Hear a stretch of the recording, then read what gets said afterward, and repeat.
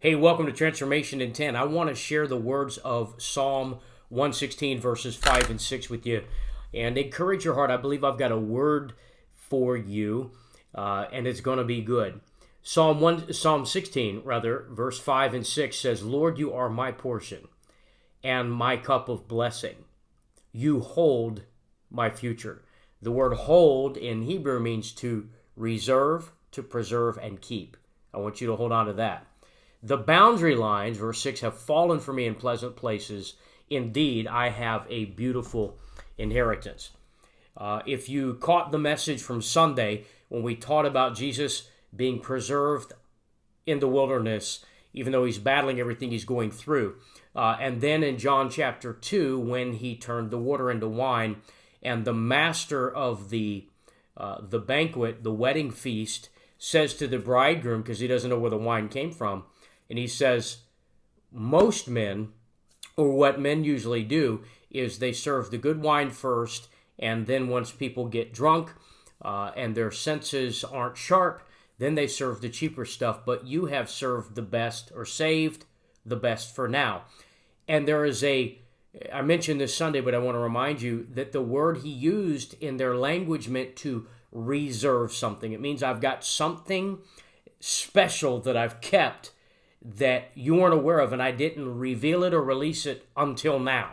And that's where I want to come from today, out of Psalm 16, verses 5 and 6, because the scriptures say, you hold my future. Lord, you're my portion, you're my inheritance, and you preserve it, you reserve it. Here's what I want to say to you, is that there is a dimension in the Lord where, relating to purpose and destiny, relating to purpose and promise, there are some seasons when God reserves some things for us that we're not even really aware of. And what I feel strongly to encourage you with today is to know that the Lord is your portion, and like Jesus turning that water into wine, and like what the psalmist is saying here, you hold my future. You are reserving some things for me. And I want you to hear what the Lord is saying to you. The Lord is reserving some things for your life that in the days ahead, you're going to discover that God was keeping some things for you. While he was keeping you through some things, like Joseph in prison and Joseph in slavery.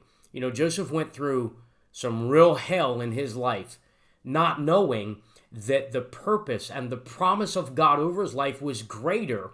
The Lord indeed was his portion, and he was holding his future. He was reserving some things for Joseph that Joseph wasn't even aware of. And I want you to hear me today. Things are not always going to be like they are right now in your life. The way they are this season, it is not how things are going to be. And there is a strong sense that I've got today that the Lord has reserved some things for you. Even though you may have caught a glimpse of what your purpose and promise and destiny, some dreams you carry and God's laid on your life, God's got bigger things. God's got greater things ahead of you. He has reserved some things. Not only is there preservation while you're going through what you're going through, but there is a reservation. God has been reserving and keeping some things that he's going to reveal and release when the time is now. Like the banquet master said to the bridegroom, but you've kept the best. You've reserved some things. Where have you been keeping this? This is not the way things usually are. God's going to do some unusual and unlikely reversals in your life. He's going to reverse the pattern of the usual. And the way things are not the way they're going to be. He holds your future. Psalm 16, verse 5. You are my cup of blessing, and you reserve my inheritance. You hold on to it. You protect it and keep it. And God's got some things on his mind for you that are bigger than you've believed. They're greater than you've perceived. There's a reservation in your situation. What I mean by that is more than just what you're aware of, God's holding in his hand, and the lines are going to fall to you in pleasant places, and you're going to discover the inheritance he's been reserving while you've been processing through some things.